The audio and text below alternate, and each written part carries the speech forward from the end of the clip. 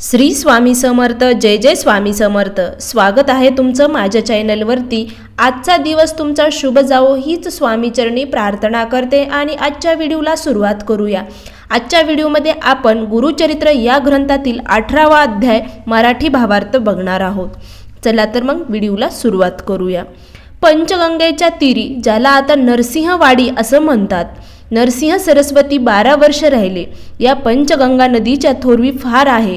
शिवभद्रा, भोगवती, कुंभी व सरस्वती ह्या नद्या मिळून पंचगंगा नाव प्रख्यात झाले आहे।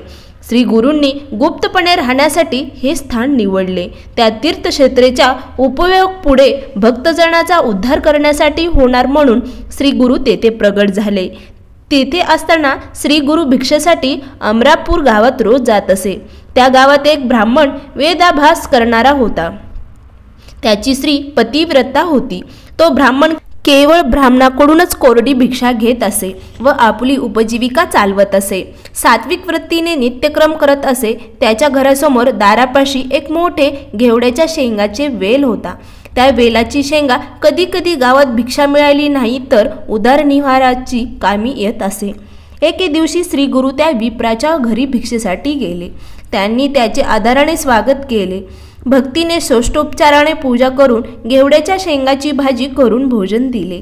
श्री गुरु ब्राह्मणाला आशीर्वाद दिला की आता तुझं दैन्य दूर झाले, दारिद्र्य दूर झाले, आता सुखाने संसार कर असे म्हणून जाताना अंगणातील दाराजवळचा वेल तोडून टाकला व आपण संगमावर निघून गेले। हे पाहून त्या ब्राह्मणाची पत्नी व मुले यतीश्वराला दोष देऊ लागले। तो ब्राह्मण सत्रस झाला। आपले दैव जसे असेल तसे होईल। तो आपल्या बायका मुलाची समजूत घालू लागला। पूर्वजन्मीचे पाप पुण्याचा जसा ठेवा असेल त्याप्रमाणे आपलं कर्म भोगतो। दुसऱ्यांना दोष देणे मूर्खपणाच आहे। तो आपला तारक म्हणून भिक्षेसाठी आला। त्याने आपला दारिद्र्यरूपी दोष नेला, तेव्हा आता तो आपल्याला तारील।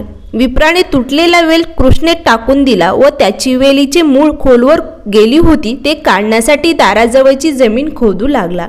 वेलीचे मूळ काढताच त्याखाली त्याला एक कुंभ दिसले। तो बाहेर काढून घरात घेऊन आला। तो कुंभ उघडला। आत त्याला त्या कुंभात खूप धन दिसले। ते पाहून त्या विप्राला व त्याच्या कुटुंबाला खूप आनंद झाला। यतीश्वर प्रसन्न झाले। त्यांनी आपला शब्द खरा केला। तेव्हा तो सामान्य योगी नव्हता तर ईश्वराचा अवतार होता याची त्याला खात्री पटली। तेव्हा तो लगेच आपल्या कुटुंबासह त्यांच्या दर्शनासाठी संगमावर गेला। त्याने श्री गुरुची पूजा केली व घडलेलं सर्व वृत्तांत सांगितला। तेव्हा श्री गुरु त्याला म्हणाले, ही गोष्ट गुपित ठेव। माझे स्वरूप जर तुम्ही प्रगट केले तर हे सर्व संपत्ती नाहीशी होईल असे सांगून श्री गुरूंनी ब्राह्मणाला आशीर्वाद दिला। जेव्हा जो मनुष्य दैवहीन आहे त्याचे गुरुचा आश्रय करावा, तोच त्याला पैलतीरीला नेईल। या प्रकारे 18व्या अध्यायाचे पठण आपण केलेलं आहे। व्हिडिओ आवडला असेल तर नक्की लाईक करा, शेअर करा आणि सबस्क्राईब करायला मात्र विसरू नका। अवधूत चिंतन श्री गुरुदेव दत्त। श्री स्वामी समर्थ।